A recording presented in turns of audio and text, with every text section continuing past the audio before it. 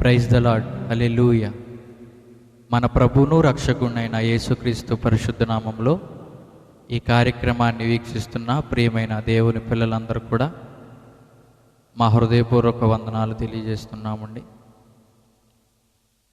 మరొక సమయంలో మనందరం కలిసి దేవుణ్ణి ఆరాధించడానికి ప్రభు ఇచ్చిన ఈ కృపను బట్టి ఆయనకు వందనాలు తెలియజేస్తూ, స్తుతులు తెలియజేస్తూ మరి కార్యక్రమాన్ని వీక్షిస్తున్న మీరందరూ కూడా చక్కగా సిద్ధపాటు కలిగి శ్రద్ధాశక్తులతో ఈ కార్యక్రమంలో పాల్గొని కుటుంబం అంతా కూడా చక్కగా పాటలు పాడుతూ చప్పట్లు కొడుతూ దేవుని వాక్యాన్ని విని ధ్యానిస్తూ ప్రార్థనలు ఏకీభవించి దేవునిచ్చి దీవెనలు పొందాలని ప్రభు పేట మీ అందరిని కూడా ఆహ్వానిస్తున్నాండి.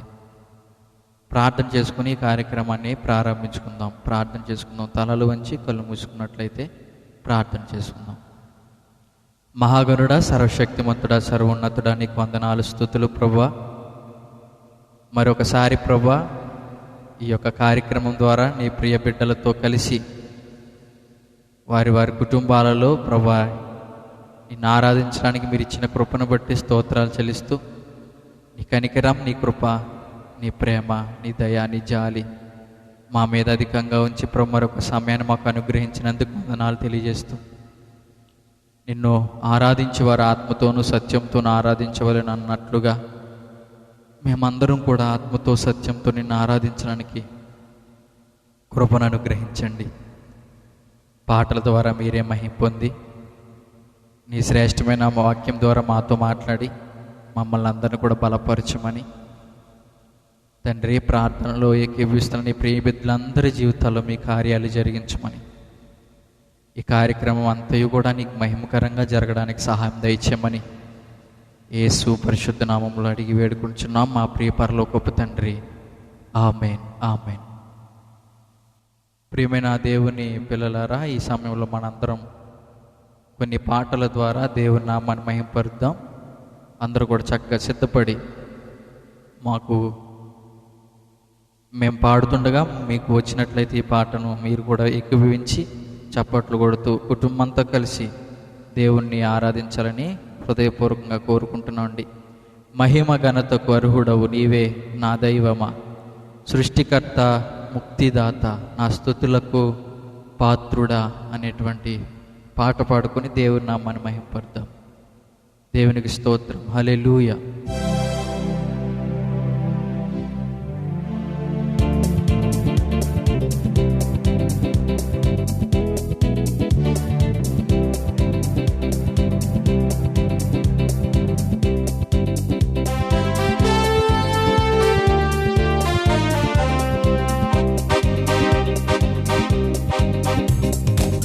మహిమ ఘనతకు అర్హుడవు నీవే నా దైవం, మహిమ ఘనతకు అర్హుడవు నీవే నా దైవము, సృష్టికర్త, ముక్తిదాత, సృష్టికర్త, ముక్తిదాత, నా స్తుతులకు పాత్రుడా. ఆరాధనా ఆరాధనా ఆరాధనా స్తుతి ఆరాధనా ఆరాధనా కే ఆరాధనా స్తుతి ఆరాధనా ఆరాధనా కే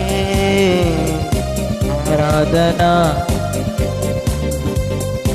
ఆరాధనా నీకే ఆరాధనా ఘనతకు అర్హుడవు నీవే నా దైవం, ఘనతకు అర్హుడవు నీవే నా దైవమా.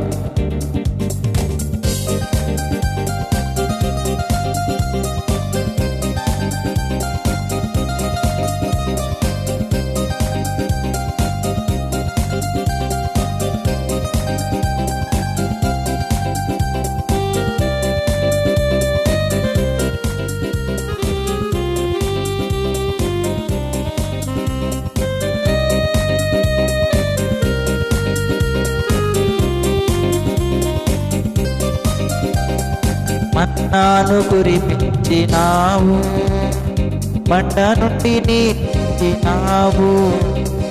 మన్నాను కురిపించినావు, బండ నుండి నీళ్ళిచ్చినావు.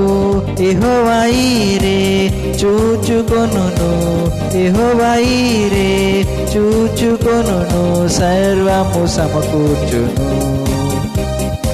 ఆరాధనా నీకే, ఆరాధనా నీకే, ఆరాధనా నీకే, ఆరాధనా నీకే. అందరూ కలిసి ఆరాధనా స్తుతి ఆరాధనా, ఆరాధనా నీకే, ఆరాధనా స్తుతి ఆరాధనా, ఆరాధనా నీకే, ఆరాధనా నీకే, ఆరాధనా నీకే, ఆరాధనా నీకే, ఆరాధనా నీకే. మహిమ ఘనతకు అర్హుడవు నీవే నా దైవమా, మహిమ ఘనతకు అర్హుడవు నీవే నా దైవమా.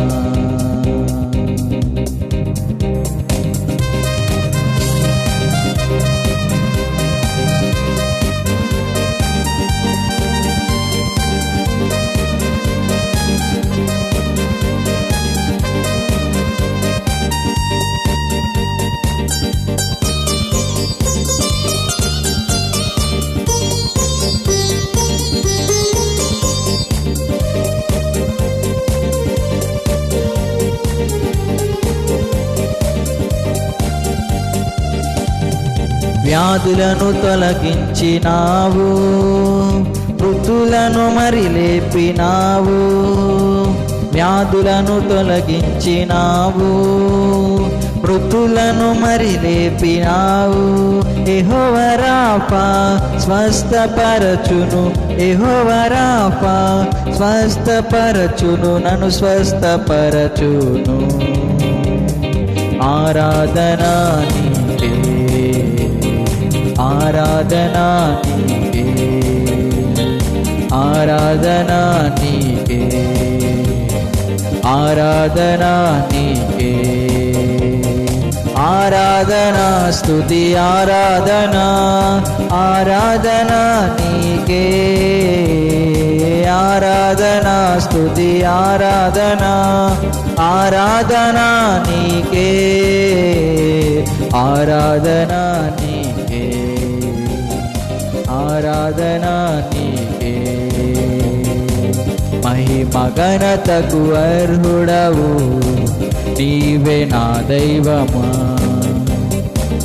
మహిమ ఘనతకు అర్హుడవు నీవే నా దైవమా. సృష్టికర్త ముక్తిదాత, సృష్టికర్త ముక్తిదాత, మస్తుతులకు యోగ్యుడా. ఆరాధనా నీకే, ఆరాధనా నీకే, ఆరాధనా నీకే, ఆరాధనా నీకే, ఆరాధనా స్తుతి ఆరాధనా, ఆరాధనా నీకే, ఆరాధనా స్తుతి ఆరాధనా, ఆరాధనా నీకే, ఆరాధనా నీకే, ఆరాధనా నీకే, ఆరాధనా నీకే, ఆరాధనా ఆరాధనా నీకే, ఆరాధనా నీకే. హల్లెలూయా. మరొక పాట పాడుకొని ప్రభు నామాన్ని మహింపరుద్దామండి. సదాకాలము ప్రభు నీతో నేను జీవించేదను యేసయ్యా అనేటువంటి పాట. ఒక మంచి తీర్మానంతో ప్రభు యొక్క సన్నిధానంలో ఈ పాటను ఆత్మపూర్ణులుగా ప్రభువుని స్తుతిస్తూ మన జీవితాన్ని దేవునికి అర్పించుకుందామండి. అందరూ కలిసి ఈ పాట అందరికి వచ్చిన పాటే, సదాకాలము నీతో నేను జీవించేదని యేసయ్యా.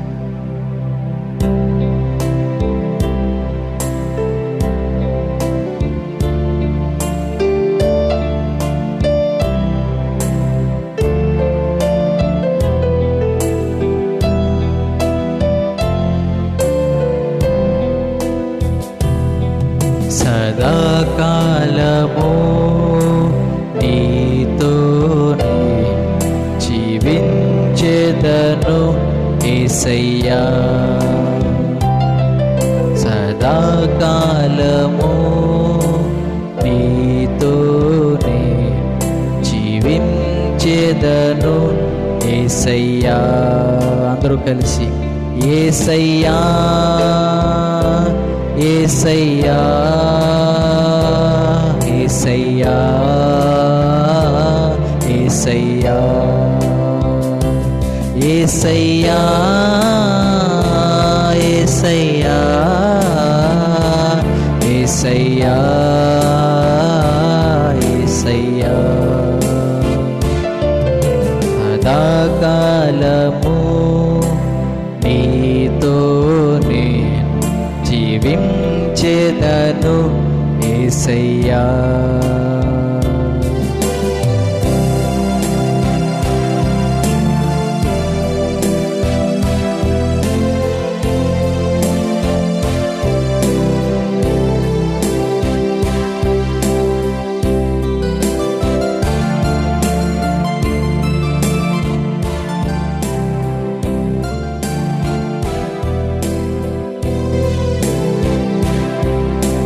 పాపాల ఊబిలో పడియున్న నన్ను నీ ప్రేమతో నన్ను లేపావయ్యా. పాపాల ఊబిలో పడియున్న నన్ను నీ ప్రేమతో నన్ను లేపావయ్యా. ఏ తోడు లేని నాకు నా తోడుగా నా అండగా నీవు నిలిచావయ్యా. అందరూ చెప్దాం. ఏ తోడు లేని నాకు నా తోడుగా నా అండగా నీవు నిలిచావయ్యా. యేసయ్యా యేసయ్యా యేసయ్యా యేసయ్యా యేసయ్యా యేసయ్యా యేసయ్యా యేసయ్యా యేసయ్యా. సదాకాలము నీతోనే జీవించెదను యేసయ్యా.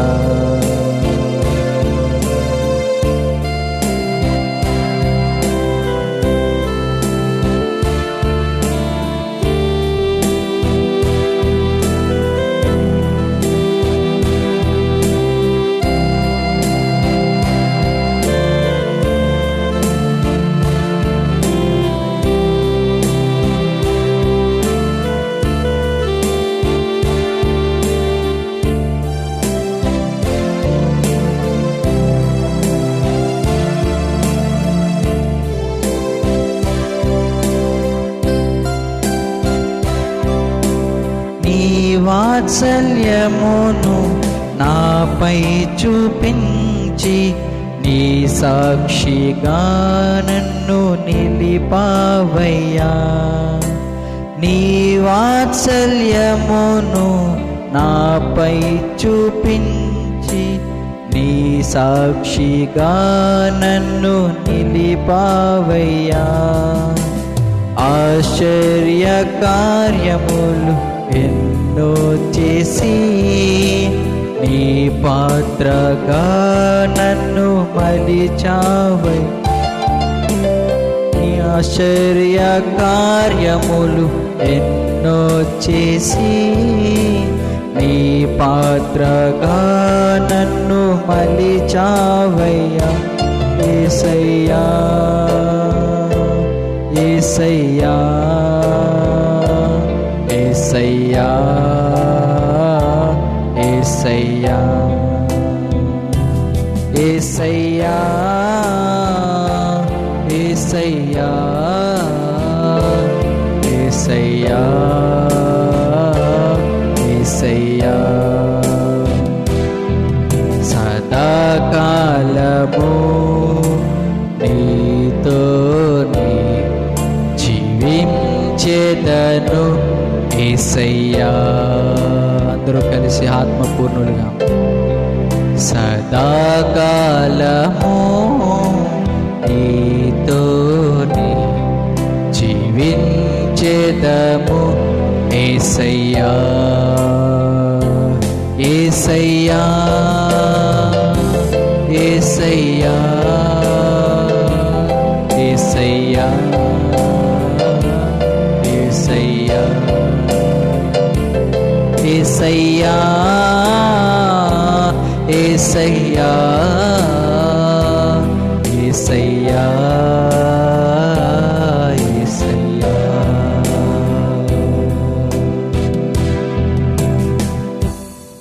అందరూ కలిసి ప్రభు యొక్క సన్నిధానంలో ఒక మంచి తీర్మానంతో ప్రభువుతో ఉంటే మనకు శ్రేష్టం. ప్రభువుతో నిరంతరం జీవించుటే మన భాగ్యం. ఆయనతో నిరంతరము సదాకాలము ప్రభువుతో జీవించుట ద్వారా దేవుడిచ్చేటువంటి ఆ కృప మహదైశ్వర్యం ఎంతో ఉన్నతమైనవి. అవి లోకంలో దొరకనివి. అవి మన కంటికి కనబడవు, చెవికి వినబడవు, హృదయానికి గోచరం కానీ ఆశ్చర్యమైన క్రియలు దేవుడు మన జీవితంలో జరిగిస్తాడు. ప్రభువుతో ఒక మంచి తీర్మానంతో, ప్రభా ఈ సమయంలో నేను కలిసి నీతో సదాకాలం నీతో జీవిస్తాను యేసయ్యా, నా హృదయపూర్వకంగా తెలియపరుస్తాను. నా జీవితకాలం అంతా నీతో నడుస్తా. యేసయ్యా యేసయ్యా యేసయ్యా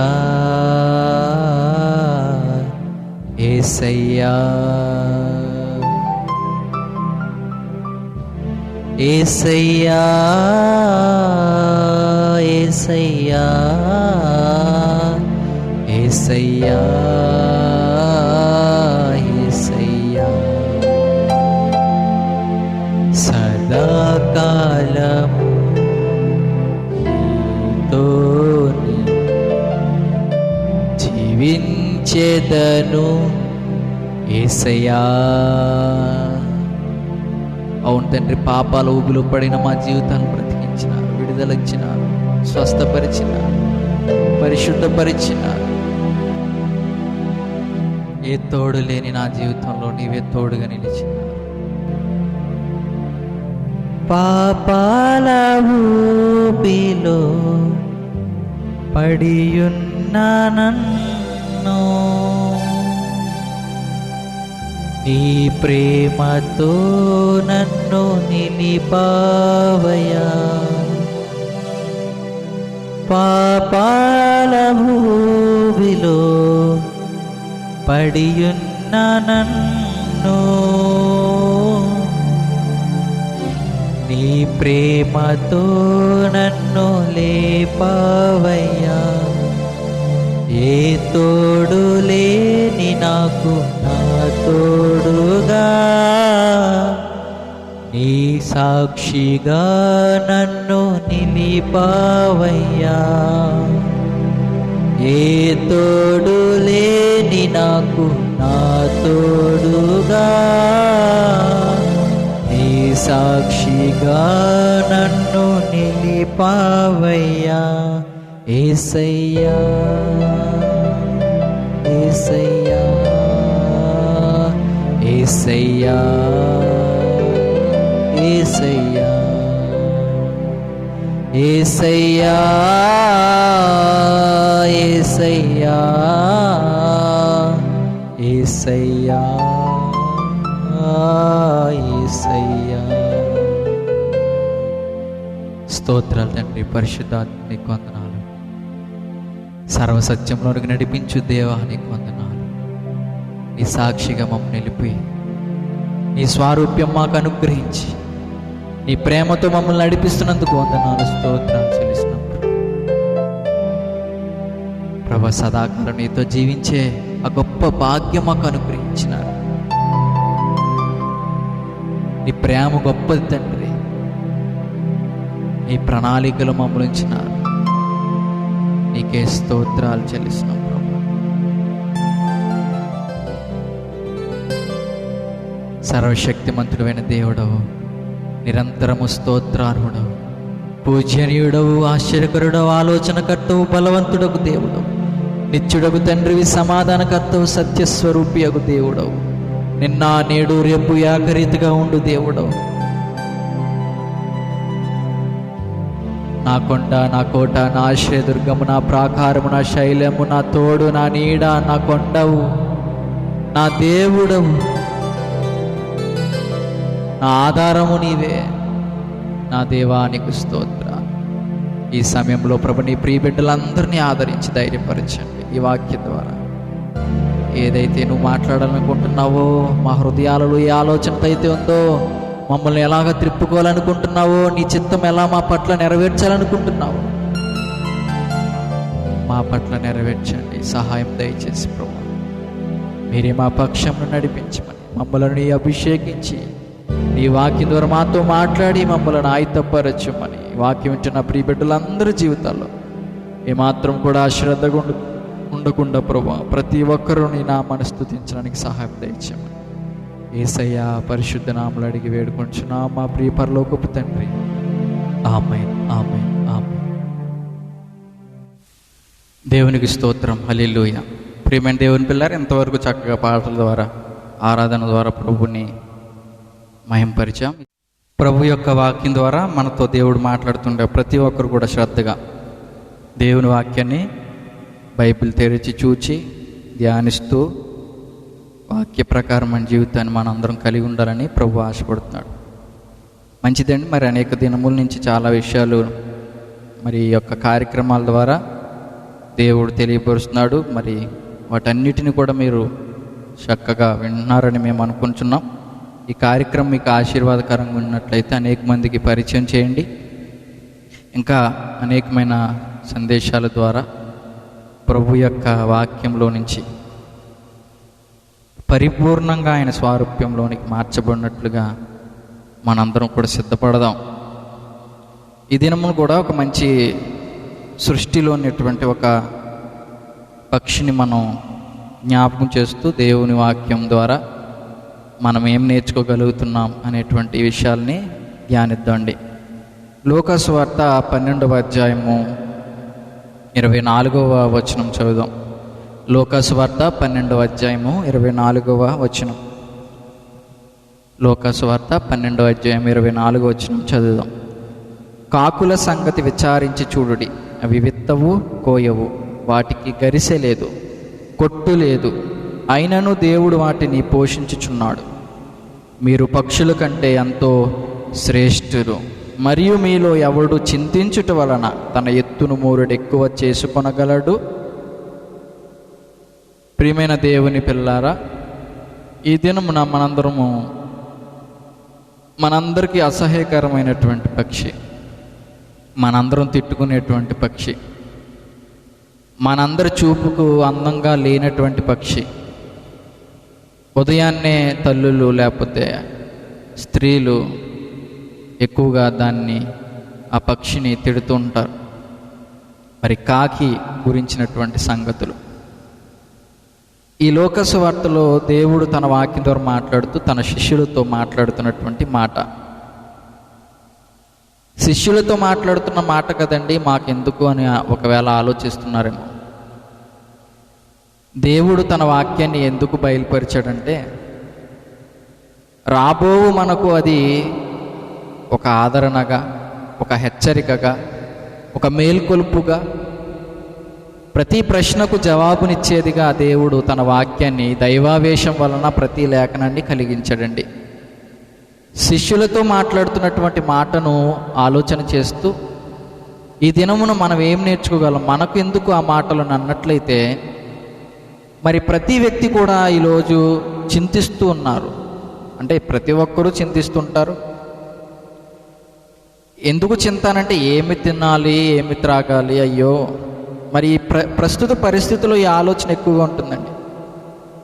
మరి చేతిలో డబ్బులు లేక, పనులు లేక, ఎక్కడికి వెళ్ళలేక, మరి కుటుంబ పరిస్థితులు ఎలాగా ముందుకు వెళ్తాయని ఆలోచనతో తల్లిదండ్రులు చాలా ఆవేదనతో ఉన్న పరిస్థితులండి ఇవి.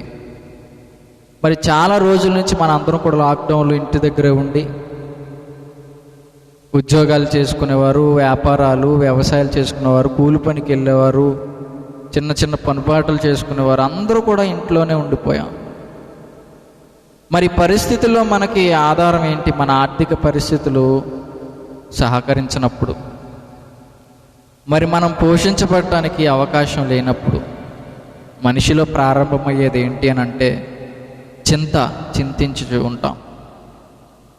ఎలా తినాలి, పిల్లలకు ఏం పెట్టాలి, కుటుంబం ఎలా పోషించబడాలి, ఏమి త్రాగాలి, ఏమి ధరించాలి, ఏమి అని చెప్పి దేహమును గూర్చి ఎంతో చింతించుంటాం. మరి శిష్యులతో మాట్లాడిన మాట మనకి ఈ రోజున ఏమైనా ఉపయోగపడుతుందా అని అంటే ఖచ్చితంగా ఉపయోగపడుతుందండి. ఆ రోజున శిష్యులతో మాట్లాడుతూ ఏమన్నాడంటే, మీరు ఎందుకు చింతిస్తున్నారు?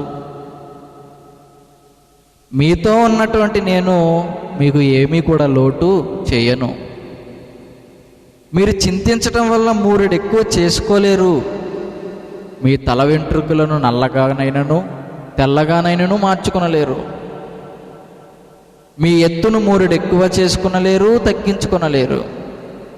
అలాంటిది ఎందుకు మీరు అంత చింతించుచున్నారు? చింతించటం వల్ల మీరు ఏం చేయలేనప్పుడు ఎందుకు చింతించడం అని యేసుప్రభు వారు తన శిష్యులతో మాట్లాడుతున్న మాట ఈ దినమును మనతో మాట్లాడుతున్నాడు. ప్రియమైన దేవుని పిల్లలారా, మనందరం కూడా ఈ వాక్యం వింటూ ఒక మాట అనుకోవచ్చు, చెప్పడానికి ఏంటండి చాలా ఉంటాయి, కానీ అది ఎంతవరకు మనకి మేలుకరంగా ఉంది? అలాగే చెప్తూ ఉంటారు. మరి మా పరిస్థితి ఎలాగనని ఒకవేళ ఆలోచించున్నట్లయితే, మీ ఆలోచనతో పాటు ఈ యొక్క మాటల ద్వారా దేవుడు మాట్లాడుతుండగా మీతో పాటు మేము కూడా మానవులమే కాబట్టి, చింత అనేది ప్రతి ఒక్కరిలో ఉంటుంది కాబట్టి దేవుడు మనందరితో చెప్తున్న మాట. ఏమీ చేయలేనప్పుడు నువ్వు చింతించడం వలన ఉపయోగం ఏమిటి? కానీ ఒక అవకాశాన్ని దేవుడు ఇస్తున్నాడు. నీ చింత అంతా కూడా నా మీద వేసి, నీ భారం అంతా కూడా నా మీద మోపు, ఆయనే నిన్ను ఆదుకొనును అనే మాట కీర్తనల గ్రంథంలో మనం చదువుతుంటాం. ప్రియమైన దేవుని పిల్లలారా, ఈ మాటలు వింటున్నప్పుడు మనం ధైర్యపరచబడాలని దేవుడు మనతో మాట్లాడుతున్నాడు. ఒక పక్షిని చూపిస్తున్నాడు. కాకి అనేటువంటి ఒక పక్షి మనుషులందరి నోట్లో నుండి శపించబడుతున్నది, తిట్టబడుతున్న పక్షి. పొద్దున్నే మనం తినేసిన గిన్నెలు బయట వేస్తుంటాం. వెయ్యగానే అవన్నీ కూడా కాకులు చాలా భయంకరమైన శబ్దంతో అరుచుకుంటూ గిన్నెల మీద పడిపోతున్నప్పుడు మనందరం కూడా ఏమంటాం తెలుసండి? వచ్చేసి నీ పొద్దున్నే, పని పాట లేవు, కాకులకి పని లేవు, షో అని చెప్పి సౌండ్ చేస్తూ వాటిని పంపిస్తుంటాం. కానీ అందులో ఉన్నటువంటి ఒక అద్భుతమైనటువంటి విషయం, కాకికి ఉన్నటువంటి విశ్వాసం, కాకిలో ఉన్నటువంటి ఒక గొప్ప ధన్యత, ఒక లక్షణం ఈ రోజున దేవుడు మనతో నేర్పిస్తున్నాడు. అంత చేదరించబడుతున్నా కూడా అది ఏం చేస్తే తెలుసండి? వెళ్ళిపోతుంది. అన్న చోటకి వెళ్ళకూడదని అంటది అది. మరలా తిరిగి ఏం చేస్తే తెలుసు? మళ్ళా వెనక్కి వచ్చేస్తుంది. మనం ఎన్నిసార్లు దాన్ని తిట్టినా అది వెళ్తూ ఉంటుంది, వస్తూ ఉంటుంది. కారణం ఏంటో తెలుసా? దాని యొక్క కోరిక ఏంటంటే ఆహారం కావాలి దానికి. చాలాసార్లు మనుషులుగా మనం ఏం చేస్తామంటే, ఎవరైనా ఏదైనా అంటే మనకి కోపం వచ్చి ఇంకా మరలా అక్కడికి చూడం. మనకు ఎంతో అవసరత ఉన్నా కూడా అటువైపు తిరిగి చూడం. కానీ దేవుడు ఏం నేర్పిస్తున్నాడంటే, ప్రతి విషయంలో కూడా అలా ఉంటే మనం నష్టపోతూ ఉంటాం. సాధ్యమైనంత వరకు ఐక్యతగా ఉండుటకు, లేకపోతే మనకు కావలసిన పరిస్థితిని పొందుకునేంత వరకు మనం ఏమాత్రం కూడా కోపగించుకోకూడదు. కాకులు చక్కగా దేవుని యొక్క దయ ద్వారా ఆహారాన్ని సంపాదించుకుంటున్నాయండి. అందుకే అన్నాడు, కాకులను విచారించి చూడుడి, అవి విత్తవు కోయవు, వాటికి గరిసె లేదు, కొట్టు లేదు, అంటే షాప్ లేదు దానికి, కానీ ఎవరు పోషిస్తున్నారంట? దేవుడు వాటిని పోషించుచున్నాడు. ఏంటండి, కాకిని ఎవరు పోషిస్తున్నారంట? దేవుడు పోషిస్తున్నాడా? ఆయనకేం పని దేవుడు పోషించడానికి? ఆయనకేమన్నా కాకి సహాయం చేస్తుందా? కాకి ఏమన్నా ఆయనకి తిరిగి ఏమన్నా ఇస్తుందా? నా అవసరం తీర్చావు కదా ప్రభా, నేను కూడా నీ అవసరం తీరుస్తానని ఏమన్నా అంటుంది అది? కాకిని దేవుడు పోషించుచున్నాడు. దాన్ని చూపించి ఈ రోజున మనకు ఏం నేర్పిస్తున్నాడంటే, చింతించి మీరు ఎక్కువ చేసుకునేటప్పుడు ఎందుకు మీరు చింతిస్తారు? కాకి చూడండి, అది చింతించట్లేదు. దానికి సాధ్యమైనంత వరకు ఆహారాన్ని సంపాదించుకోవడానికి అవకాశం ఉన్నంత వరకు వెళ్తుంది, తింటుంది. అవకాశం లేనప్పుడు ఎగిరి వెళ్ళిపోతుంది, మరొక చోటకు వెళ్తుంది. ఈ లోకంలో మానవ జీవితంలో ఎన్నో ప్రయాణాల్లో నడుచుకుంటూ వెళ్ళిపోతున్న మానవునికి దేవుడు అనేక విధాలుగా అవసరతలు తీర్చగలడు. ద్వారాలు మూయబడినా కూడా దేవుడు కిటికీలను ద్వారాలుగా చేయగలిగిన సమర్థుడు. ప్రియమైన దేవుని పిల్లారు, అందుకని దేవుడు అన్నాడు, కాకిని విచారించి చూడుడి. అదే మత్తయి సువార్తలో 6వ అధ్యాయంలో మాట మనం చదువుతుంటాం. అక్కడ పక్షులు అనే విషయాన్ని మనం చదువుతుంటాం అండి. 6వ అధ్యాయం 26వ వచనం, ఆకాశ పక్షులను చూడుడు, అవి విత్తవు కోయవు, కొట్లలో కూర్చుకొనవు, అయినను మీ పరలోకపు తండ్రి వాటిని పోషించుచున్నాడు. కాకినే కాదండి, పక్షులన్నిటిని కూడా దేవుడు పోషించుచున్నాడు. మీరు వాటికంటే బహుశ్రేష్ఠులు కారా? మీరు వాటికంటే బహుశ్రేష్ఠులు కారా? వాటినే పోషించుచున్న నేను అంతకంటే శ్రేష్టమైన మిమ్మల్ని పోషించలేనా? ఎందుకు అంత చింతిస్తారు? ఎందుకు మీ ప్రాణాలను పోగొట్టుకోవడానికి ఆలోచిస్తుంటారు?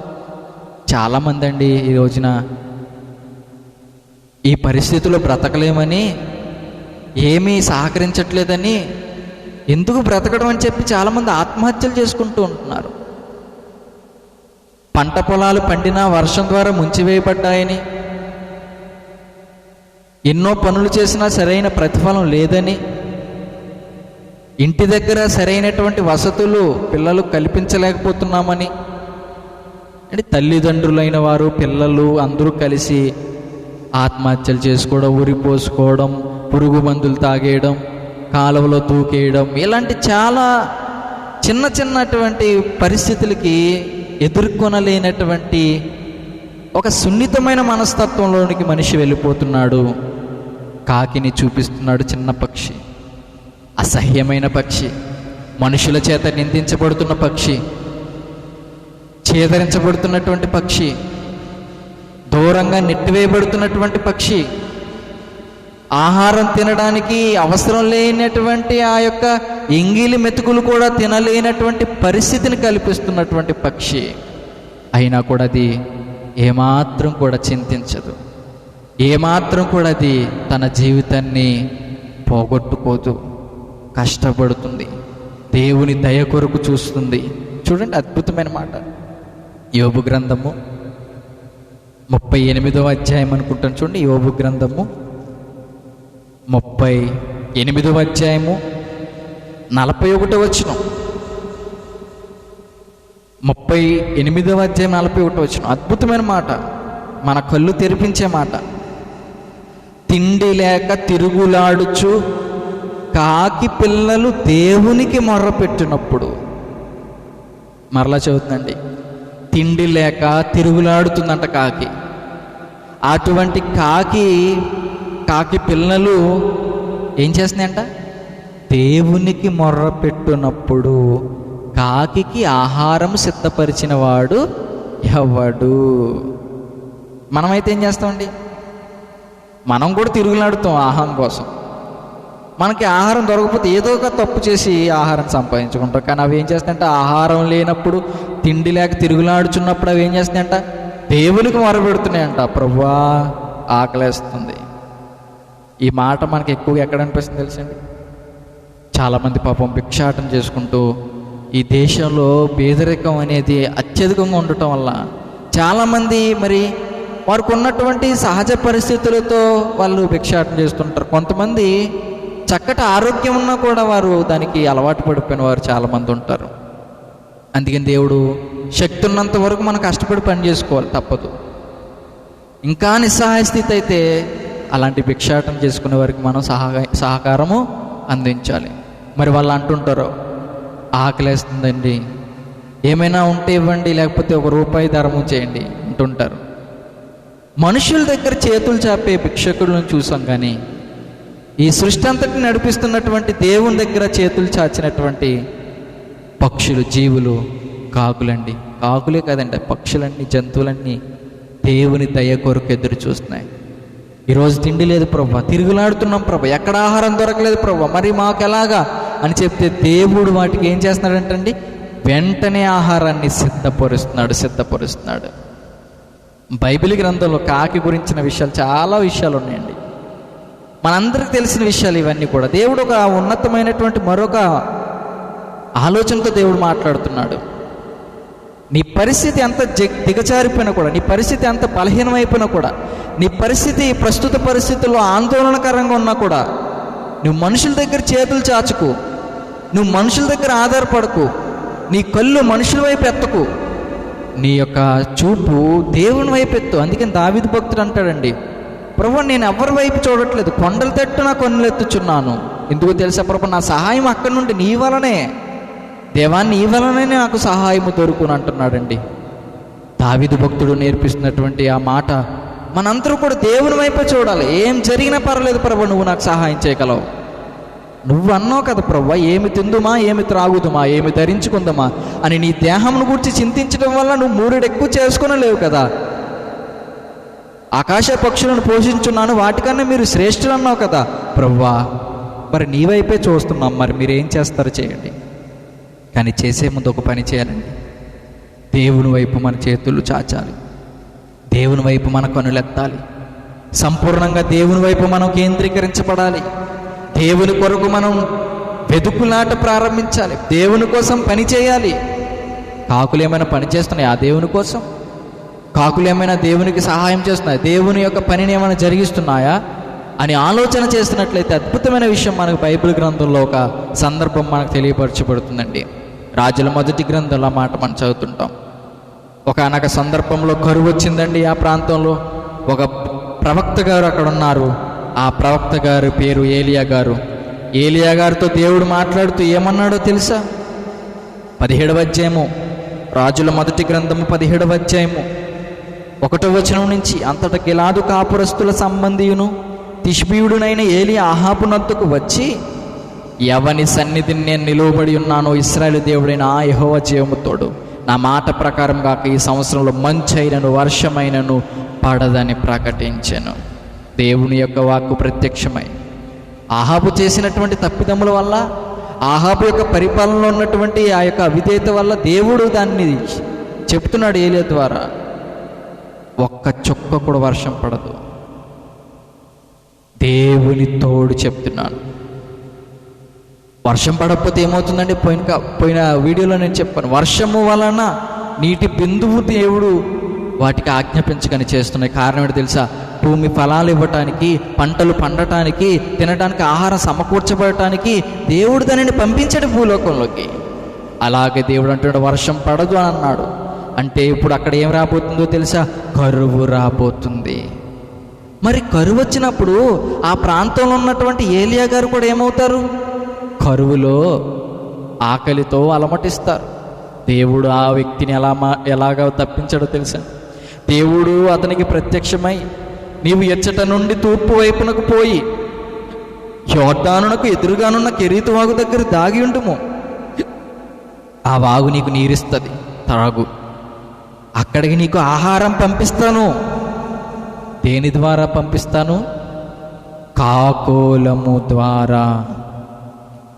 నేను నీకు ఆహారము తెచ్చినట్లు నేను కాకోలములకు ఆజ్ఞాపించి తినని అతనికి తెలియచేయగా, దేవుడు కాకులకు, కాకోలం అంటే కాకులకు ఆజ్ఞాపించడంటండి. ఏమని? కాకి, నీకు నేను ఆహారం పెడతాను, నువ్వు కంగారు పడు. నువ్వు నాకు మొరపెట్టినప్పుడు నేను నీకు ఆహారం సిద్ధపరుస్తాను, నువ్వేం దిగులు పడకు.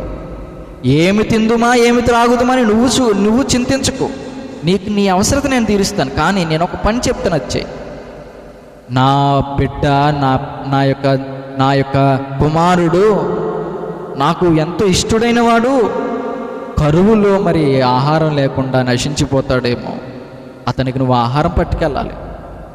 నేను నీకు ఆహారపు పొట్లాన్ని ఇస్తాను, దాన్ని పట్టుకుని వెళ్ళి ఏలియా గారికి ఇవ్వాలి. వెంటనే అక్కడ చూడండి, అక్కడ కాకోలములు. అతడు పోయి యెహోవా సెలవు చొప్పున యోర్దానుకు ఎదురుగున్న కెరీతు వాగు దగ్గర నివాసం చేశాను. అక్కడ కాకోలములు ఉదయమందు రొట్టెను మాంసమును అస్తమయమందు రొట్టెను మాంసమును అతని యొద్దకు తీసుకుని వచ్చుచుండెను. అతడు వాగు నీరు త్రాగుచూ వచ్చెను. కొంతకాలమైన తర్వాత దేశంలో వర్షం లేక ఆ నీరు ఎండిపోయాను అండి. ఏలియా గారు దేవునికి ఇష్టమైన వ్యక్తి, దేవుని యొక్క పరిచర్యలో ఉన్నటువంటి, దేవుని కోసం బ్రతుకుతున్నటువంటి వ్యక్తి. అందుకని ఇంత చదవబడినటువంటి అదే మత్తయి సువార్త 6వ అధ్యాయము అండి, 6వ అధ్యాయం 32 వచనం చదివినట్లయితే, ఇవన్నీ మీకు కావాలని మీ పరలోకపు తండ్రికి తెలియను, కాబట్టి మీరు ఆయన రాజ్యమును నీతిని మొదట వెతుకుడి, అప్పుడు అవన్నీ మీకు అనుగ్రహింపబడును. దేవుని రాజ్యమును నీతిని వెతకండి, దేవుని రాజ్యమును నీతిని వెతకండి. మన గమ్యం పరలోకం, మనం వెళ్ళాల్సిన స్థానం నిత్య నివాసం, పరిశుద్ధ స్థలం, దేవుని రాజ్యం. దేవుని రాజ్యం అనగా దేవుని పిల్లలు, దేవుని రక్తంలో కడగబడిన వారు, క్రీస్తు సంబంధులు, యథార్థముగా నీతిగా బ్రతుకుతున్నవారు దేవుని రాజ్యమై ఉన్నారు. అటువంటి రాజ్యంలో అనేక మందిని చేర్చుటకు ప్రయాసపడు. నీతిగా బ్రతకడానికి యథార్థంగా, యోబు భక్తుని యొక్క జీవితంలో గొప్ప సాక్ష్యం ఇచ్చినటువంటి దేవుడు. యోబు యథార్థవంతుడు, నీతిమంతుడు, నిందారహితుడు, యెహోవా యందు భయభక్తులు కలిగిన వాడు, చెడుతనమును విసర్జించినవాడు. మరి యోబు గారిని ఎవరు పోషించారనుకుంటున్నారు? దేవుడే పోషించాడండి. ఏలియా గారు దేవుని రాజ్యమును నీతిని వెతుకుతున్నాడు, దేవుని కోసం పరిగెడుతున్నాడు, దేవుని కోసం దేవుని మాటలు చెప్తున్నాడు. ఎంత పెద్ద రాజు అయినా, అహాబు రాజు అంటే ఏమనుకుంటున్నారు? అహాబు గొప్ప రాజు అండి, క్రూరుడైన వాడు. అలాంటి అహాబు భార్య మాట వినేటువంటి అహాబు దేవుని సంబంధుడైన ఏలి అంతటి రాజును కూడా ఎదిరిస్తున్నాడు. దేవుని మాట వింటావా సరే, వినకపోయావా దేశం నాశనం అయిపోద్ది. దేవునికి లోబడతావా? రాజుగారికి చెప్పినటువంటి గొప్ప ధైర్యశాలండి ఏలియా గారు. రాజుగారి దగ్గర మనుషులు ఎలా ఉంటారండి? తల వంచాలి ఎవరైనా సరే అంటుంటారు కదా. రాజుగారు తలుచుకుంటే కొరడాల దెబ్బలకి పొదువా అంటారు. అంటే ఆయన ఏం చేస్తే అది చేయగలడు. అదేంటి అలా చేస్తున్నామని ఎదిరించడానికి మనకు శక్తి ఉండదు. రాజుగారు, అధికారులు అయినా అంతే. అధికారుల దగ్గరికి వెళ్ళి మనం అలాగెందుకు చేస్తామని అంటామా? మనం అలాంటి ఏమంటారు? వెంటనే జైల్లో వేస్తారు, లేకపోతే కొట్టిస్తారు. అధికారుల దగ్గర మనం మాట్లాడడానికి వీల్లేదు, వాళ్ళకు లోబడాలంతే. కానీ ఏలియా గారు దేవుని సేవకుడు, రోషం కలిగినటువంటి ప్రవక్త. ఓ అహాబు, దేవుని మాట వింటే బ్రతుకుతావు, వినకపోతే శపిస్తాడు దేవుడు. దేవుని నాశనానికి గురవుతావు, దేవుని మాట వినకపోతే నీకు నష్టం అని చెప్పగలిగినోడండి దేవుని రాజ్యాన్ని నీతిని వెతికినవాడు. మరి ఆయన ఆహారాన్ని ఎవరు పెట్టారు? దేవుడే. ఎవరి ద్వారా? కాకుల ద్వారా. కాకి ఆజ్ఞాపించాడంట, కాకి నువ్వు వెళ్ళు. ఇక్కడ ఒక అద్భుతమైన ఆలోచన రావాలండి మనకి. అసలు కాకి రొట్టె మాంసం ఇస్తే పట్టుకెళ్తుందంటారా? కాకి ఎక్కువగా చిన్నపిల్లల చేతిలో ఏదున్నా కూడా పట్టుకుపోతుంది. అంటే అటువంటి దుర్బుద్ధి ఉన్నటువంటి కాకి. కానీ దేవుని యొక్క మాటను ఆజ్ఞాపించగానే దేవుడు రొట్టె మాంసం ఉదయం పట్టుకెళ్తుంట, సాయంకాలం పట్టుకెళ్తుందంట. దేవుడు వాటిని పట్టుకెళ్ళమంటుంటే ఏలియా గారి దగ్గర పట్టుకెళ్తుందంట. అసలు కాకి ఏలియా గారు ఎవరు తెలిసిందండి? ఏలియా గారి దగ్గరికి పట్టుకెళ్ళంటే ఎవరు ప్రభు ఏలియా? దేవుడు చెప్పిన మాట శ్రద్ధగా ఆలకిస్తుందండి కాకి. మనం కూడా కొన్నిసార్లు ఎవరైనా చెప్తున్న మాట పూర్తిగా వినం. మనం ఫలానా దగ్గరికి వెళ్ళరంటే వెళ్ళిపోతాం. అక్కడికి వెళ్ళి ఏం చేయాలి, ఎవరుంటారు, ఎవరితో మాట్లాడాలి, ఎక్కడికి వెళ్ళాలి, ఏమీ సంపూర్ణంగా తెలుసుకోకుండా మనం పరిగెట్టుకుంటూ వెళ్ళిపోతుంటాం. అక్కడికి వెళ్ళాక ఫోన్ చేస్తాం ఎక్కడికి వెళ్ళాలి అని చెప్పి. కాకంటండి ఏలియా గారి దగ్గరికి వెళ్ళమంటే అసలు ఎలాగెళ్ళింది అంటారండి. ఏలియా గారు అంటే ఎవరికి తెలుసండి? మనకే తెలియదండి. ఎవరో ఒక పేరు చెప్పి అక్కడికి వెళ్ళంటే మనకేం తెలుస్తుందండి? పలానా వ్యక్తి దగ్గరికి వెళ్ళంటే ఎవరు ప్రభు ఆ వ్యక్తి తెలీదు. కానీ దేవుడు స్పష్టమైన ఆధారాలతో కాకి చెప్తున్నాడు, పలానా కెరీతు వాగు దగ్గర ఏలియా గారు ఉంటారు, అక్కడే ఉంటాడు, వాగు నీళ్లు తాగుతూ ఉంటాడు, వాగు దగ్గరే బ్రతుకుతుంటాడు, అక్కడ తన దాహాన్ని తీర్చుకోవడానికి నేనే పంపించాను, అక్కడ ఎవరు ఉండరు, ఇంకా నువ్వు ఆ వ్యక్తి దగ్గరికి వెళ్ళి ఆహారం ఇచ్చిరా అని అనగానే కాకి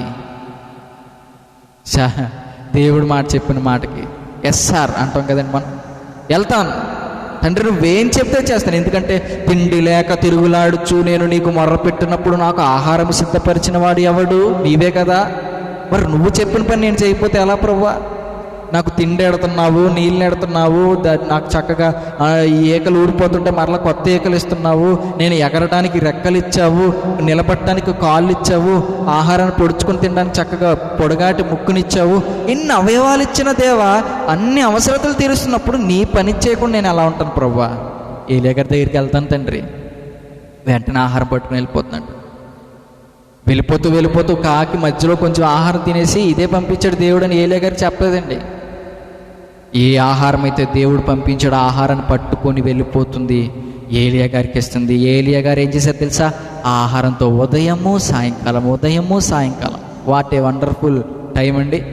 అసలు అక్కడేమో ఎవరికి తిండి లేక అల్లమటిస్తూ ఉంటే, ఇక్కడ ఏలేమో ఎవరు ఏలియా గారేమో మాంసము రొట్టె అంటండి. అండ్ అన్ని రకాల ప్రోటీన్స్, చక్కటి మాంసకృతులు కలిగిన ఆహారాన్ని పంపించండి. చాలామంది రొట్టెలు ఎక్కువగా ఎందుకు తింటారంటే, రొట్టెలు చాలా శరీరానికి ఆరోగ్యం అండి. అన్నంలో పెద్ద ఏమీ ప్రోటీన్స్ ఉండవండి, అందులో కార్బోహైడ్రేట్సే ఉంటాయి. అందుకని చాలామంది ఈ కాలంలో డైట్ చేసేవాళ్ళు అన్నం తినట్లేదు. చాలామంది నైట్ టైం రొట్టె తింటున్నారు. అంటే ఆ యొక్క వేపిన దాన్ని తింటున్నారు, పరోటానో లేకపోతే రొట్టెనో పుల్కానో రకరకాల ఆహార పదార్థాలు తింటున్నారు. కారణం ఏంటంటే డైట్ చేస్తున్నారు, శరీరం ఆరోగ్యంగా ఉండడానికి ఇవన్నీ పాటిస్తున్నారు. మన ఈ యొక్క ఇటువైపు ఉన్నటువంటి మనందరూ కూడా ఆహారాన్ని, అన్నాన్ని ఎక్కువ తీసుకుంటాం. కానీ మరొక చోటకు వెళ్తే, అంటే వేరే సైడ్ వెళ్తే వాళ్ళందరూ కూడా రొట్టెలే తింటారు. ఎందుకంటే వాళ్ళు బలంగా ఉంటారు, రొట్టెలు కాల్చుకొని తింటారు, వాటిలో కూర ఎక్కువ పెట్టుకుని తింటారు. శరీరానికి ఎంత ఆరోగ్యమైనదని ఈ రోజున మనం తెలుసుకున్నాం. కానీ దేవుడు ఆ రోజునే చెప్పాడు, ఏలియా గారు రొట్టె మాంసం తింటున్నప్పుడు నీ ఆహారం ఇదే, నీ మెనూ ఇదే అని చెప్పి వాళ్లకు రొట్టెను మాంసమును కాకి ద్వారా పంపించినప్పుడు ఏలియా గారు దాని చేత పోషించబడ్డాడండి. దేవుని పరిచర్య చేసేటువంటి ఆ వ్యక్తి, దేవుని రాజ్యాన్ని, నీతిని మొదట వెతికేటువంటి వ్యక్తికి దేవుడు ఏది కూడా కొదువ చేయడండి. అందుకనే అంటాడు, సింహపు పిల్లలు లేమి గలవై ఉండునేమో కానీ ఆయనను ఆశ్రయించిన వారికి ఏ మేలు కొదువై ఉండదు. చాలాసార్లు పాట పాడుతుంటారు, సింహపు పిల్లలు లేమి గలవై ఆకలి కొనునేమో గాని నిన్నాశ్రయించిన ఈ నా బ్రతుకులు ఏ మేలు కొదువలేదయా, నా యేసయ్యా నీవుంటే నాకు చాలయా. సింహపు పిల్లలు లేమి గలవై ఆకలి కొనునేమో గాని నిన్నాశ్రయించిన ఈ నా బ్రతుకులో ఏ మేలు కొదువలేదయా, నా యేసయ్యా నీవుంటే నాకు చాలయా. అంటే దావీదు భక్తుడు రాసినటువంటి కీర్తన 34వ కీర్తన 10వ చరణం వచ్చేది, సింహపు పిల్లలు ఏమి గలవై ఆకలి కొనును, యెహోవాను ఆశ్రయించే వారికి ఏ మేలు కొదువై ఉండదు. ఎవరైతే దేవుని యందు ఆశ కలిగి ఉన్నారో, ఎవరైతే దేవుని యందు చేతులు చాచి ఉన్నారో, ఎవరైతే దేవుని దగ్గర విచారణ చేస్తున్నారో వారిని దేవుడు ఎన్నడూ కూడా విడిచిపెట్టడు. ఆయన దగ్గర మొర్రపెట్టే వారికి ఆయన ఉత్తరమిచ్చే దేవుడు అనేటువంటి మాటలు మనం చూద్దాం. 107వ కీర్తన 107వ కీర్తనలో కూడా ఆ మాట మనం చదువుతుంటాం. 107వ కీర్తన 19వ వచనం, కష్టకాలమందు వారి యెహోవాకు మొర్రపెట్టిరి, ఆయన వారి ఆపదలలో నుండి వారిని విడిపించెను. కష్టకాలం అండి, ఇదంతా కూడా కష్టకాలం. ఏంటి, ఆదాము అవ్వగారు తప్పు చేసినప్పుడు దేవుడు భూమిని శపించి, నీ చెమట నేల కారుతుంది, అప్పుడు నువ్వు ఆ చెమట వలన కష్టపడినటువంటి ఆహారం నువ్వు తింటావు. శపితమైనటువంటి పరిస్థితి అండి అది. అయితే దేవుడు అంటున్నాడు, నువ్వు కష్టకాలంలో ఉన్నావు, నీ పరిస్థితులు ఏం బాగోలేదు. ప్రస్తుత పరిస్థితులకు సంబంధించినటువంటి సందేశం ఇది. అయ్యో ఏం చెయ్యాలి, ఏం పాలుపోవట్లేదు, ఎవరి దగ్గరికి వెళ్ళాలి, ఏమని చెప్పాలి, ఏం తినాలి, వెళ్ళి ఏమని అడుగుతాము, వాళ్ళు ఏమంటారో, వాళ్ళు అసలు ఇంట్లోకి రానివ్వని పరిస్థితి. అంటే ఇదివరకు గుంపులుగా కూర్చునేవాళ్ళం, ఇదివరకు ఎవరింటి పడితే వాళ్ళ దగ్గరికి వెళ్ళి అడిగేవాళ్ళం. కానీ ఇప్పుడు ఎవరింటికి వెళ్దామన్నా కూడా వాళ్ళు భయపడిపోతూ బయట నుంచోబెట్టే సమయం ఉంది. ఏంటి ఏంటి ఏంటి అని చెప్పి బయట నుంచోబెట్టేస్తారు. ఎలా మారిపోయిన పరిస్థితుల్లో చూస్తున్నారా? ఇప్పటికైనా దేవుని యొక్క ఆలోచన అర్థమవుతుందా? ఇప్పటికైనా దేవుని యొక్క శక్తి, దేవుని యొక్క అవసరం ఇప్పటికైనా అర్థమవుతుందా? ఇప్పటికైనా దేవుడు ఎంత అవసరమో, ఎంత ప్రాముఖ్యమో మనం గ్రహించగలుగుతున్నామా? పరిస్థితులు రోజు రోజుకి అధిగమించిపోతున్నా కూడా, పరిస్థితులు రోజు రోజుకి దిగజారిపోతున్నా కూడా, ఇంకా దేవుని వైపు చేతులు చాచని స్థితి మనం ఎలాగుండగలం? కాకి తిరుగులాడుచు ఉన్నప్పుడు దేవుని వైపు చేతులు చాచినాయంట. ప్రభువా ఆకలి ఆకలి ఆకలి అంటుంటే దేవుడు అంటున్నాడు, నువ్వేం భయపడకు, నువ్వు నా పని చేయడానికి సిద్ధంగా ఉన్నావు. నువ్వు ఏలియా గారి కాకి దారి పంపిస్తే కాకి వెళ్ళి పంపించిందండి. నోవాహు గారి టైంలో కూడా మనం చూస్తుంటాం, కాకిని నీళ్ళు ఎండిపోయినా లేదు చూడడానికి బయటికి పంపించింది. కాకి ఆ నీళ్ళు ఇంగిపోయేంత వరకు అక్కడ తిరిగిందంట. అయితే కాకి నోవాహు గారి దగ్గరికి రాలేదని కాకి మంచిది కాదని కాదు, అది నీళ్లు నిండిపోయే వరకు చూస్తుంది వెళ్దామని. యజమానికి చెప్తాం నీళ్ళు నిండిపోయినాయని అని ఇటు తిరుగుతున్నది అనే విషయం మనం అక్కడ చదువుతుంటాం. కానీ నోవాహు గారు మరలా పావురం పంపిస్తారు, అది ఎక్కడ కాలు వేయలేక వెళ్ళిపోతుంటుంది. మరలా పంపిస్తారు పావురం, అక్కడ కొన్ని రోజులైన తర్వాత ఎండిన ఆకును పంపిస్తుంది. మరలా పంపిస్తాడు పావురం, ఇంకా మరలా అది తిరిగి రాదు. అంటే అప్పుడు అర్థమైంది, పరిస్థితులన్నీ చక్కగా ఉన్నట్టున్నాయి. నోవాహు గారు బయటకు వచ్చారు. కాకి అక్కడ కూడా నోవాహు గారు చెప్పిన మాట కోసం ఎదురు చూస్తూ, నీళ్ళు ఇంకిపోతాయి, ఇంకిపోయే వరకు ఉన్నాయని మాట మనం చదువుతాం. నీళ్ళు ఇంకిపోయే వరకు కాకి ఇటు అటు తిరుగుచున్నది అనేటువంటి విషయం మనం చదువుతుంటాం. కాకి దేవుని పని చేస్తుంది, దేవుని యొక్క మాట వింటుంది, దేవుని దయ కొరకు కనిపెడుతుంది. ఈరోజు మనం అందరం కూడా మనుషుల దయ కొరకు కాదండి మనం చూడాల్సింది, దేవుని దయ మొదట ప్రాముఖ్యం. యేసుప్రభువు వారు కూడా బాలుడు జ్ఞానముతో నిండుకొనుచు పెంపారుచు, జ్ఞానమందును వయస్సు దేవుని దయ అందును మనుషుల దయ అందును వర్ధిల్లుచుండెను. మొదట దేవుని దయ కావాలి. అందుకని అన్నాడు, మొదట దేవుని నీతిని రాజ్యమును వెతకండి, అప్పుడు మీకు ఏం కావాలో అవన్నీ కూడా దేవుడు అనేక మంది వ్యక్తుల ద్వారా మన దగ్గరకు పంపించగలడు, ఆయన మీద ఆధారపడినట్లయితే. చాలా సందర్భాలు మనం చూస్తుంటండి. ఒక అద్భుతమైన సందేశం నేను విన్నాను. ఒక స్త్రీ ఆమె ఉన్నటువంటి పరిస్థితులను బట్టి, ఆహారం లేని పరిస్థితులు, ఇంటి కూడా ప్రార్థన చేస్తుంది, అయ్యా నా పరిస్థితి ఏం బాగాలేదు, నేను బయటికి వెళ్ళడానికి ఏమాత్రం కూడా అవకాశం లేదు, కర్ఫ్యూ, లాక్డౌన్, బయటికి వెళ్ళడానికి అవకాశం లేదు, కానీ నా ఇంట్లో ఆహారం లేదు, నాకు ఎలాగైనా సహాయం చేయని. ఒకనొక సమయంలో ఆ ఊరిలో ఉన్నటువంటి ఒక గొప్ప వ్యక్తి, బేకరీ నడిపించే వ్యక్తి, అటుగా వెళ్తున్నప్పుడు కిటికీలను చూసాడంట. ఈమె ప్రార్థన చేస్తుంది. ఏమని ప్రార్థన చేస్తుంది? ప్రభువా నువ్వు నాకు ఆహారం పంపించి, ఏలియా గారికి ఆకులం ద్వారా ఆహారం పంపావు కదని. ఈ ప్రార్థన విని ఆ బేకరీ యజమాని, గొప్ప ధనవంతుడు, చాలా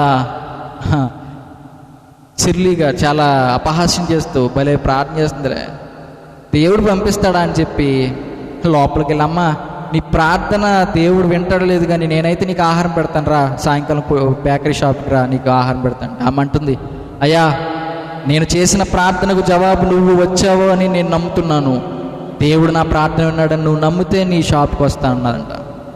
అది కాదమ్మా, దేవుడు నీ ప్రార్థన విని నీ దగ్గరికి ఆహారం పంపించలేడు, నేను వచ్చాను నీ దగ్గరికి ఆహారం పెడతాను, నేను నీ ప్రార్థన విన్నాను, నీకు చాలా ఆశయంగా ఉంది నువ్వు చేసిన ప్రార్థన, నీ దేవుడు పంపించడు కానీ నేను ఇస్తాందా అని చెప్తుంది. లేదు లేదు, నా దేవునికి ప్రార్థన చేసి నా ప్రార్థనకు జవాబే నువ్వు అని అంటుంది ఈమె.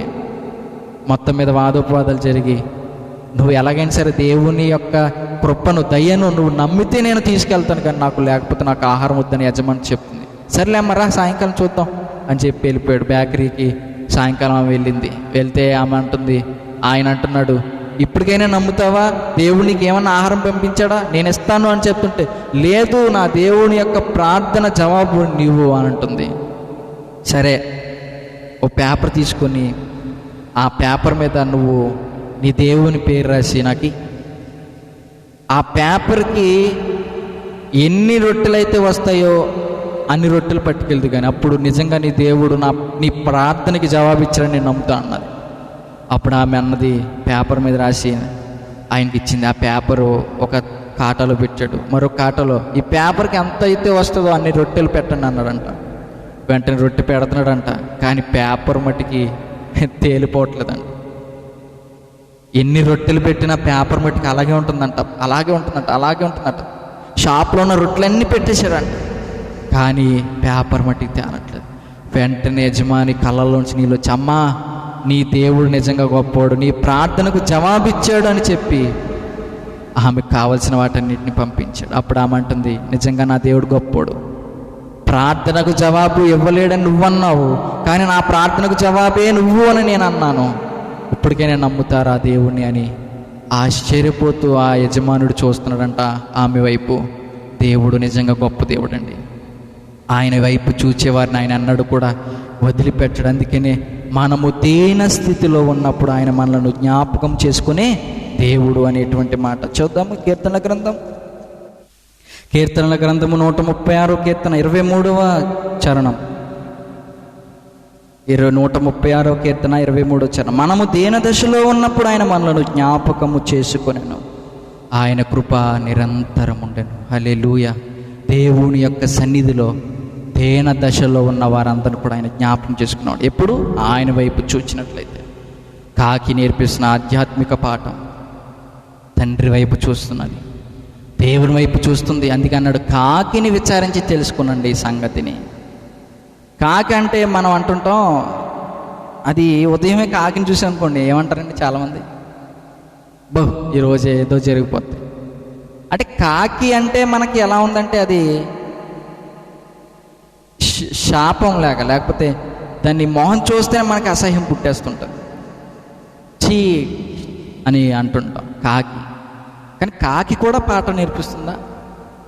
అందుకే అన్నాడు, కాకి అంట ఇంకొక అద్భుతమైన విషయం, కాకి కావు కావు అని అంటే శబ్దం చేస్తే కావు కావు కావు అని. ఏంటి దాని అర్థం ఏంటంటే, ఈ లోకంలో ఏవి కూడా మనవి కావు అని అంటండి. ఈ లోకంలో మనం సంపాదించినవి, మనం పోగేసుకున్నాయి, మనం కట్టుకున్నాయి, మనం ధరించుకున్నాయి, మన అందాలు, మన చందాలు, మన పేరు ప్రఖ్యాతులు ఇవేవి మనవి కావు అని చెప్పి ఒక మంచి సత్యం చెప్తుందంటండి కాకి. అందుకని కావు కావు కావు అంట. ఏవి మనవి కావని చెప్పి ఉన్న దానితో సంతృప్తి కలిగి.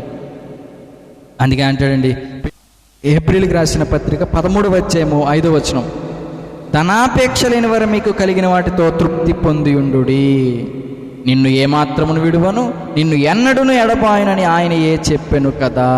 కాబట్టి ప్రభు నాకు సహాయుడు, నేను భయపడను, పరిస్థితులకు నేను భయపడను, కరోనా వైరస్కి నేను భయపడను, లాక్డౌన్కి నేను భయపడను, ఇంటి దగ్గరే ఉంటున్నా నాకు కూడా నేను పని చేద్దామన్నా కూడా నాకు వెళ్ళడానికి అవకాశం లేదు, అయినా కూడా నేను భయపడను, దేవుడు నాకు సహాయుడు, మనుషులు ఏం చేస్తారు నాకు అని మంచి ధైర్యంతో చెప్పగలవారమై ఉన్నాము. ఏమంటున్నాయండి? దేవుని పక్షమునున్న వారందరూ కూడా ధైర్యం కలిగి ఉండాలి. ఈ రోజున ఎవరైనా దిగులు చెందుతున్నారా? ఎవరైనా భయపడుతున్నారా? ప్రాణం కొరకు, దేహం కొరకు పాకులాడుతున్నాం, కానీ ఈ రోజున ఆత్మ కొరకు మనం ఏమన్నా ఆధ్యాత్మిక చింతన కొరకు ఏమన్నా మనము ఆవేదన చెందుతున్నామా? అందుకే అన్నాడు దేవుడు, మీరేం చింతించకండి, మీ చింత యావత్తు దేవుని మీద వేయండి. ఈ చింత అంతా దేవుని మీద వేసేయండి. దేవుడే మిమ్మల్ని పోషిస్తాడు.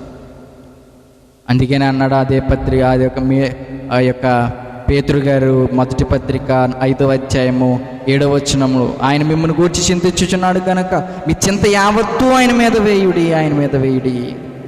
దేవుడు తగిన సమయం ముందు హెచ్చించినట్లు ఆయన చేతి క్రింద దీన మనస్కులై ఉండండి. దేవుని చేతి కింద ఉండండి, దేవుని కిందే. దేవుడేనండి మనకు ఆధారం. ఏంటి, దేవుడే మనకు ఆధారం. ఒక విషయం మనం అర్థం చేసుకోవాలి, ఎంత ఉన్నా కూడా తినడానికి అవకాశం లేని వారు చాలామంది ఉన్నారండి ఈ లోకంలో. ఎంత ఉన్నా కూడా సరైన తిండి తినలేని వారు ఉన్నారు ఈ లోకంలో. ఏంటి, ఎందుకని? దేవుని అనుమతి ఉండాలి, దేవుని యొక్క ఆశీర్వాదం ఉండాలి. అందుకే నేను 128వ కీర్తన అనుకుంటున్నాను, దేవుని యొక్క ఆశీర్వాదం ఎలాంటిదంటే తన కష్టార్జితమును సమృద్ధిగా అనుభవించేవాడై ఉంటాడు. నీ లోగిట నీ భార్య ఫలించి ద్రాక్ష వలె ఉంటుంది, నీ ఒలివ మొక్కల వలె నీ పిల్లలు పళ్ళ చుట్టూ ఉంటారు. యెహోవా భయభక్తులు గారు వారు ఎలాగో ఆశీర్వదింపబడుదురు అన్నాడు.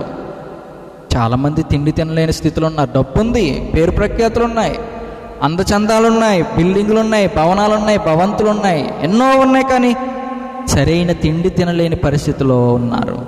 కానీ ఈ రోజున ఏమీ లేని నువ్వు చక్కటి ఆహారం భుజించగలుగుతున్నావు అంటే కారణం ఏంటో తెలుసా? దేవుడు నీ పక్షాన ఉన్నాడు. కాకిని చూపిస్తూ నేర్పిస్తున్నాడు ఈ రోజున ఒక పాఠం ఏంటో తెలుసా? వాటిని పోషించుచున్నాను. ఎందుకు తెలుసా? అవి నా వైపు తిరిగి మొర్రపెడుతున్నాయి. దేవుని దయ కొరకు ఎదురు చూచినటువంటి కాకులవి, మామూలు కాకులు కాదవి, జ్ఞానాన్ని ప్రకటిస్తున్న కాకులవి. కావు కావు కావు అంటున్నాయి, ఏవి కావు నీవు అంటున్నాయి. ఈరోజు మనిషి తెలుసుకోలేకపోతున్నటువంటి ఒక భయంకరమైనటువంటి మనోనేత్రలు మూసుకొని ఉన్నాం మనం. అన్నీ మనయే అనుకుంటున్నాం, ఏదేదో సంపాదించుకోరని ధనాపేక్ష ధనాపేక్ష ధనాపేక్ష, డబ్బు కోసం డబ్బు కోసం ఎంతో ప్రాకులాట, ఎంతో ఏంటి, ఎంత భయంకరమైన పరిస్థితిలో కూడా చాలామంది డబ్బుకి కకృతిపడి పాపం రూపాయో పాపయో తెచ్చుకున్న పేదవాళ్ళ దగ్గర ఎక్కువ తినేస్తున్న వారు ఉన్నారండి చాలామంది. ఇది చాలా చింతించవలసిన విషయం. ఒకరికి సహాయం చేయాల్సినటువంటి స్థితిలో ఉన్నవారు, చక్కటి పరిస్థితులు కలిగిన వారు, వారి దగ్గరికి వచ్చేటువంటి దీనులని, పేదలని, వాళ్ళ దగ్గర ఉన్న 100 రూపాయలు కూడా లాగేసుకోవాలనేటువంటి కక్కుర్తితో ధనాపేక్ష కలిగిన వారు ప్రపంచంలో ఉన్నారండి. అందుకనే దేవుడు ఒక మాట చెప్పినాడు, ధనాపేక్ష సమస్త కీడులకు మూలం. ఈరోజు ఏదనుకుంటున్నారు, అన్నీ మనయే అనుకుంటున్నారు ఈ లోకంలో. ఈ భూమి ఆకాశం అన్నీ కూడా గతించిపోతాయి, ఏవి ఉండవు మనకి. కాబట్టి ప్రియులారా, దేవుని మాటలు వింటున్నా స్నేహితులారా, ధనము ధనము ధనమని ఎగిరి పడకండి, అవేం మనకు సహాయం చేయదు. దేవుడే మనకు సహాయము. అందుకన్నాడు, దీన దశలో ఉన్నప్పుడు ఆయన మనలను జ్ఞాపకం చేసుకునే దేవుడు. అదే కీర్తనలు అనేక మాటలు ఉన్నాయి. యెహోవాకు మొర్రపెట్టుమా ఆయన నీకు ఉత్తరం ఇచ్చును అనే మాట, ఆపదలో ఉన్నప్పుడు మొర్రపెట్టుమా ఆయన నీకు సహాయం చేస్తాడనే మాట, చీకటిలో ఉన్నప్పుడు మొర్రపెట్టుమా ఆయన నేను వెలుగును దయచేస్తాడనేటువంటి మాట. ఎన్నో మాటలు దేవుని యొక్క మాటలు ఉన్నాయి. కీర్తనలు 18వ కీర్తన 16వ వచనం మరి చదివినట్లయితే, 81వ కీర్తన 16వ వచనం మీరు చదివినట్లయితే ఎన్నో మాటలు బైబిల్ గ్రంథంలో మిమ్మల్ని ధైర్యపరిచే మాటలు ఉన్నాయి. మనలందరినీ కూడా ఆధ్యాత్మికంగా పైకి తీసుకుని వచ్చే మాటలండి ఇవన్నీ కూడా. ఈ రోజున కుమిలిపోతున్నావేమో, ఈ రోజున నలిగిపోతున్నావేమో, ఈ రోజున కుటుంబ పరిస్థితులకి సరైనటువంటి స్థితిగతులు లేక ఏం చేయలేకపోతున్నావేమో, పిల్లలు ఆకలి అని అంటుంటే పెట్టలేని స్థితిలో ఉన్నావేమో. మన పరిస్థితులు బాగానే ఉండొచ్చు, కానీ కొంతమంది పరిస్థితులు చాలా దీనంగా ఉన్నాయి. అలాంటి వారికి కూడా దేవుడు చెప్తున్నాడు ఏంటో తెలుసా? దేవుడు మీ ప్రతి అవసరమును తీరుస్తాడు. దేవుని ప్రేమించే వారికి రోమీయులకు రాసిన పత్రిక 8వ అధ్యాయం 28వ వచనంలో మనం చదివినట్లయితే, రోమీయులకు రాసిన పత్రిక 8వ అధ్యాయం 28వ వచనం చదివినట్లయితే, దేవుని ప్రేమించే వారికి అనగా ఆయన సంకల్పం చొప్పున పిలువబడిన వారికి మేలు కలుగుటకై సమస్తమును సమకూడి జరుగుచున్నవని ఎరుగుతుము. దేవుడు అన్నిటినీ జరిగిస్తాడండి, సమకూరుస్తాడండి. కొద్ది కాలం పరిస్థితులు కష్టంగా ఉన్నా కూడా దేవుడు సహాయం చేస్తాడండి. నిబ్బరమైన మన బుద్ధి కలిగి, ధైర్యం కలిగి దేవుని వైపు చూడండి, దేవుని వైపే చేతులెత్తండి, ప్రభువా సహాయం చేయండి అని దేవుని వైపే కనులెత్తండి. కొండలు తట్టు కనులెచ్చున్న నాకు సహాయం చేయండి. దేవునితోనే చెప్పండి, నా కొండ నా కోట నా ఆశ్రయం అని చెప్పండి. దేవునితోనే చెప్పండి, నా ఆధారం నీవే, నా దేవుడవు నీవే, నీవే నా ప్రభుడవు, నా స్తుతులకు ఆధారం నీవే. పక్షులను పోషిస్తానన్నావు, వాటికంటే శ్రేష్టమైన మమ్మల్ని ఇంకా ఎక్కువగా పోషిస్తానన్నావు. నీ నీతిని నీ రాజ్యాన్ని వెతకమంటున్నావు, నీ దగ్గరే ఉండమంటున్నావు. ప్రభువా నీవు సహాయం చేయమని అడగండి, ఖచ్చితంగా దేవుడు సహాయం చేస్తాడు. ఆయన విడువడండి, ఎన్నడూ ఎడపాయడు. ఆయనే చెప్తున్నాడు. ఈ సృష్టిని సృజించిన దేవుడు చెప్తున్న మాట ఇది. సాక్షాత్తు దేవుడే మానవులమైన అల్పమైన జీవులమైన మనతో మాట్లాడుతున్నమాట. నిన్ను విడువను. ఈ లోకంలో చాలామంది నిన్ను విడువను అంటారు. కానీ కొన్ని పరిస్థితులు వచ్చేసరికి వాళ్ళు ఏం చేస్తారు తెలుసా? మనల్ని విడిచిపెట్టేస్తారు. కొన్నిసార్లు మనందరం కూడా చక్కటి పరిస్థితులు ఉన్నప్పుడు అందరూ నువ్వంటే నాకు చాలా ఇష్టం, నువ్వు నాకు బెస్ట్ ఫ్రెండ్ అంటారు, లేకపోతే నువ్వు నాకు మంచి ఆత్మీయుడు అంటారు, బంధువు అంటారు, ప్రియమైన వాడు అంటారు. కానీ మన పరిస్థితులు చేజారిపోయినప్పుడు యోబు గారిలాగా లేకపోతే ఆ లాజర్ గారిలాగా ఉన్నటువంటి స్థితిగతుల్లో ఎవరు తప్పిపోయిన కుమారులాగా ఉన్నటువంటి పరిస్థితుల్లో ఎవరు దరిచారు, అందరూ దూరం అయిపోతారు. చివరికి మనమంటే జంతువులు కూడా అసహ్యకరమైన పరిస్థితి వచ్చినప్పుడు దేవుడు ఒక్కడే నీ పక్షాన్ని నించుంటాడండి. దేవుడు ఒక్కడే నీ ప్రక్కన నిలబడతాడండి. దేవుడు ఒక్కడే నీ హృదయంలో ఉంటాడండి. ఆయన ఒక్కడే ఏ పరిస్థితిలో కూడా విడిచిపెట్టని దేవుడు. అందుకే అంటాడు, తల్లి తన బిడ్డలను ప్రేమించినట్లు ఆదరించినట్లు, ఒకని తల్లి వారిని ఆదరించినట్లు నేను మిమ్మును ఆదరించెదను. ఇంకో చోట ఏమన్నాడు తెలుసా? తల్లైనా మరచునేమో కానీ నేను నిన్ను మరువను. తల్లి తన బిడ్డలను మరచినా నేను మరువనంటివే,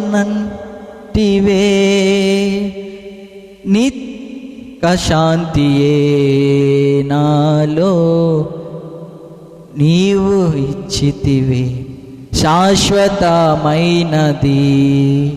నీవు నాయడ చూపిన కృప, అనుక్షణం నన్ను కను పాపవలే కాచిన కృప. ఏంటండి, దేవుడు ఒక్కొక్కసారి తల్లి కూడా మర్చిపోతుంది. అంటే కావాలని మర్చిపోదు, కొన్నిసార్లు మర్చిపోతుంది. నిద్దట్లో మర్చిపోవచ్చు, పునుకేయచ్చు, పిల్లోడిని మర్చిపోవచ్చు. కొన్ని పరిస్థితుల్లో మర్చిపోయినా కూడా పిల్లోడు గట్టిగా వేడిస్తే తొందరగా లేచి తల్లి హత్తుకుంటుంది. దేవుడు ఎన్నడూ కూడా విడిచిపెట్టాడు. ఇంకొక అద్భుతమైన మాట, ఆయన మనలను విడిపించడానికి, నడిపించడానికి, పోషించడానికి కునుకగా నిద్రపోకున్నాడు. అంటే తన కన్నురెప్ప కూడా వేయకుండా ఉన్నాడండి. అది అసలు సాధ్యం కాదు మనిషిగా. మనకి ఒక తల్లికి సాధ్యం కాదు పిల్లోడిని చూడడానికి, కన్నులు ఇలా తెరిచి చూడడానికి. ఏదో ఒక సమయంలో అలా కునుకేస్తారు. కానీ తండ్రి మనల్ని పోషించడానికి కునుకక నిద్రపోక ఎన్నడూ విడిచిపెట్టకుండా ఎడబాయకుండా పోషిస్తున్నాడు. కాకి నేర్పిస్తున్న గొప్ప పాఠం ఏంటో తెలుసా? యెహోవా దయ కొరకు అవి ఎదురు చూచున్నావు. ఈరోజు నువ్వు ఎదురు చూడగలవా? ఈరోజు నీవు దేవుని వైపు చూచి దేవుని దగ్గర నుంచి సహాయం పొందుకోగలవా? దేవుని ప్రేమించుచున్న నీకు తప్పనిసరిగా దేవుడు ప్రతిఫలం ఇస్తాడనే విశ్వాసంలో ఉండగలవా? అందుకని ఆయన సంకల్పం చొప్పున పిలువబడిన ప్రతి వారికి సమస్తము సమకూడి జరుగుచున్నవని మనము విశ్వసించినట్లయితే దేవుడు ఖచ్చితంగా నిన్ను నన్ను అందరిని కూడా నడిపించగల సమర్థుడు. ఇంకా ఈ పరిస్థితుల్లో కూడా దేవుని వైపు తిరగని వారు ఎవరైనా ఉంటే దేవుడు కనువిప్పును దేవుడు దయచేస్తున్నాడు. దేవుని వైపు చూడండి, యెహోవా యొద్ద విచారణ చేయండి, యెహోవా యొద్ద మొర్ర పెట్టండి. ఆయన నీకు ఉత్తరం ఇచ్చే దేవుడు, ఆయన మాట్లాడే దేవుడు, వినే దేవుడు, జవాబిచ్చే దేవుడు, చూచే దేవుడు, నడిచే దేవుడు, మనతో పోషించే దేవుడు, ఆదరించేవాడు, ప్రేమించేవాడు. ఆయనలాగా ఇంకా ఈ లోకంలో ఎవరు మనల్ని నడిపించలేరండి. అటువంటి భాగ్యం మనందరికీ ఇవ్వడానికి ఇష్టపడుతూ కాకిని విచారించి సంగతిని తెలుసుకునుడి. ప్రియమైన దేవుని బిడ్డలారు, మనందరం కలిసి ప్రార్థన చేద్దారండి. దేవుని సన్నిధిలో ఒక్క క్షణం కాకి నేర్పిస్తున్న ఆధ్యాత్మిక పాఠం. అబ్బా తండ్రి, ఎంత గొప్ప భాగ్యం ఇచ్చావు.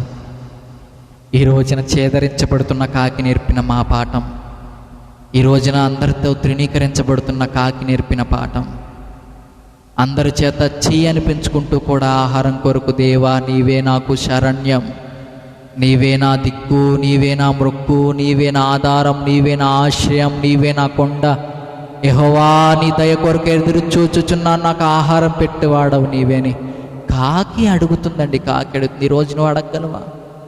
ప్రస్తుత పరిస్థితుల్లో నీ పరిస్థితి ఎలాగుందో దేవునికి తెలుసు. దేవుని వైపు తిరగగలవా? ప్రస్తుత లాక్డౌన్లో దేవుడు నేర్పిస్తున్నట్టు ఆధ్యాత్మిక పాఠం కాకి ద్వారా దేవుని వైపు చూస్తుందంటండి. తిండి లేక తిరుగులాడుచు కాకి పిల్లలు దేవునికి మొర్ర పెట్టినప్పుడు వాటికి ఆహారం సిద్ధపరిచిన వాడెవడు? కాకిని విచారించి చూచుడి, అవి విత్తవు, కోయవు, వాటి గరిసె లేదు, కొట్టు లేదు, షాప్ లేదు. దానికి వెళ్ళగానే షాప్లో ఇచ్చేయడానికి యజమాని లేడు వాటికి. అందరూ కూడా చో వెళ్ళిపో అని అంటున్నప్పుడు, దేవా అందరూ వెళ్ళిపోమంటున్నారు, మరి నా ఆహారం ఎలా అంటుంటే దేవుడు అంటున్నాడు, నీ ఆహారం సిద్ధపరిచిన పలానా చోటన వెళ్ళి అక్కడ దొరుకుతుంది. ఎందుకో తెలుసా? దేవుని కోసం ఎదురు చూస్తుంది కాకి, దేవుని పని చేస్తుంది కాకి. ఏలియా గారికి కాకువలము ద్వారా ఆహారం పంపించాడు. కాకి మాట విన్నది దేవుని మాట. దేవుని మాట వినివాన్ని దేవుడు విడిచిపెట్టడా? ఎస్, విడిచిపెట్టడు. యెహోవా యందు భయభక్తులు కలిగిన వారు సింహపు పిల్లలు ఏమైనా లేమి గలవై ఉంటాయేమో కానీ ఆయన యందు భయభక్తులు కలిగిన వారిని ఆశ్రయించిన వారిని ఆయన ఎన్నడూ ఏ మేలు కొదువై అయి ఉండదు. ప్రేమైన దేవుని పిల్లారా, విశ్వాసంతో ప్రార్థన చేయండి.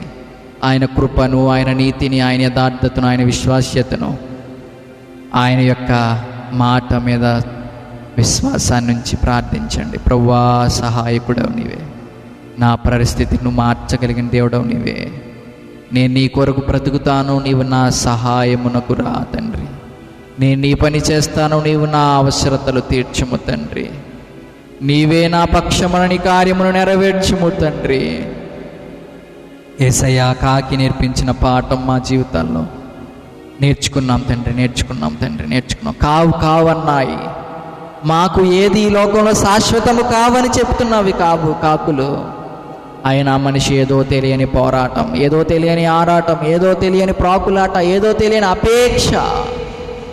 వారి కడిపే వారి దేవుడు, వాడి ధనమే వారి దేవుడు. కానీ నువ్వు అంటున్నావు ఇవేవి శాశ్వతం కావు. కాకి నేర్పిన మధుర పాఠం. ఆ శాశ్వతమైన లోకంలో దేవుడు శాశ్వతమైన దేవుడు.